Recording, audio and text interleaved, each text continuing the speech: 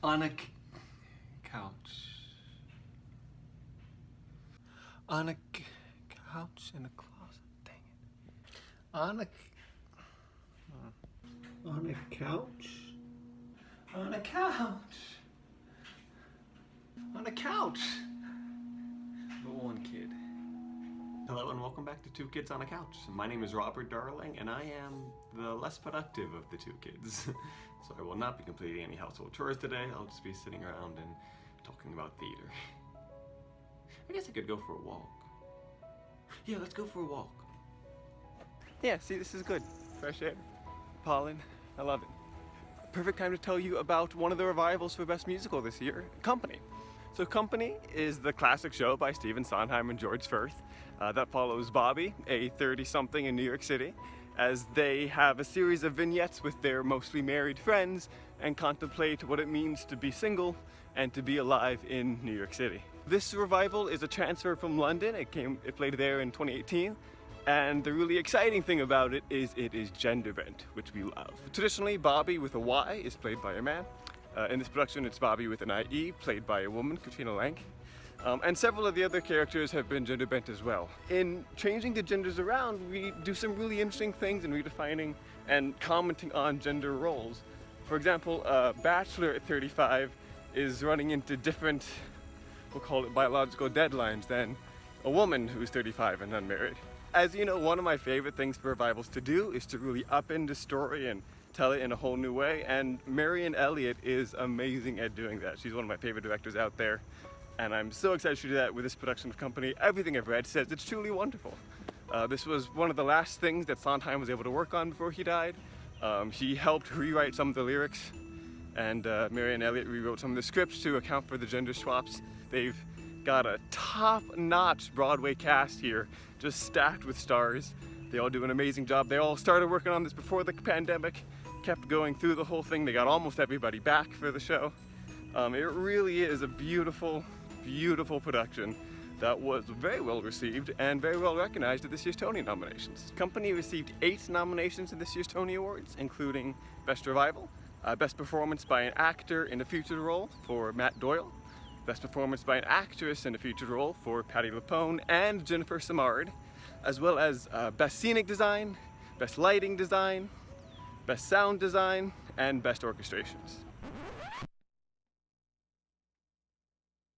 So let's go backwards forward, starting with the Design Awards. I don't necessarily know that it'll win Sound Design or Orchestrations.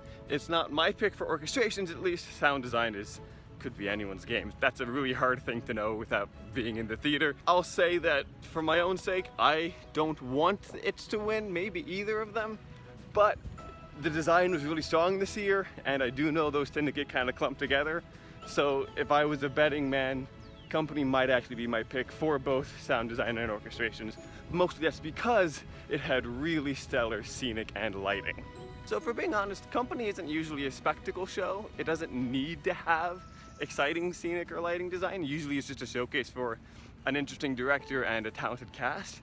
But this design team brought it. The set is so cool. Bunny Christie designed I don't know what to call it, like a series of geometric cubes or shapes that collapse and grow throughout the show. People have described it, multiple people, as like an Alice in Wonderland theme, kind of. Bobby goes through tiny doors and then gets swallowed up by the ceiling as she kind of navigates this mental menagerie of vignettes. And the lighting is a big part of that. Everything is in neon, everything is in bright lights. It really is kind of reminiscent of Marion Elliott's Angels in America revival, which was awesome. And the whole thing just looks really, really slick.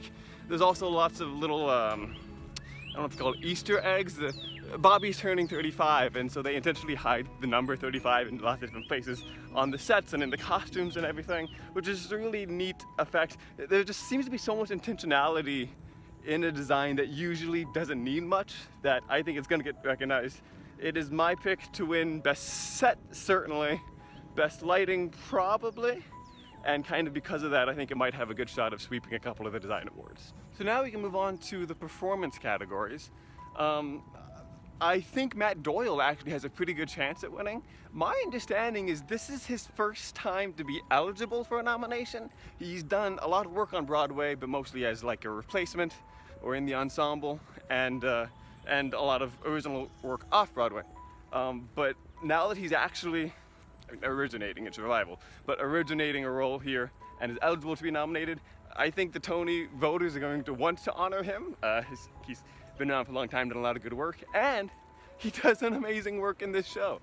So he plays the Amy character, now renamed to Jamie, who thinks not getting married today, which is one of the more difficult songs to sing in the show. Every review I read mentioned him as a standout. It's worth noting that Jonathan Bailey won the award for this role in the London production. I think he's as close to a shoo-in as we have this year.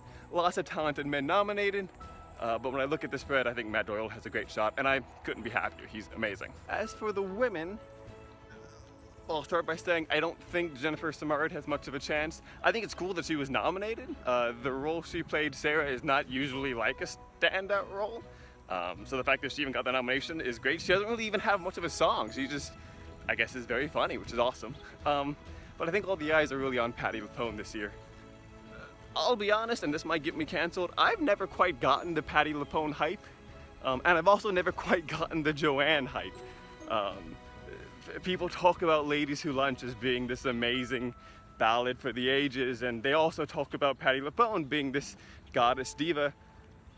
I think both are all right, not amazing. I'll be honest, they released a video of Ladies Who Lunch and I watched it, and the whole time I couldn't take my eyes off of Katrina Lenk. I thought Patti's performance was about standard for the song, but what was really interesting is singing it to a lady who is aging as opposed to just about them. That added a new dynamic, so I thought it was good directing. I thought it was an interesting performance by Katrina Lenk, who noticeably wasn't nominated. But I didn't think Patti LuPone did anything that interesting with it. That being said, she's gonna win. I'm pretty sure she's gonna win. Again, every review said she's great. Almost obligatorily, I think they have to give it to Patti LuPone. She did win in London as well. She's the only cast member to transfer with the show. And she is a Broadway icon. I do appreciate what she gave to the theater and all that stuff. So I think she has a good chance of winning. I guess I'm not mad about it, I don't really see it, you know? And so, on the topic of best revival of a musical.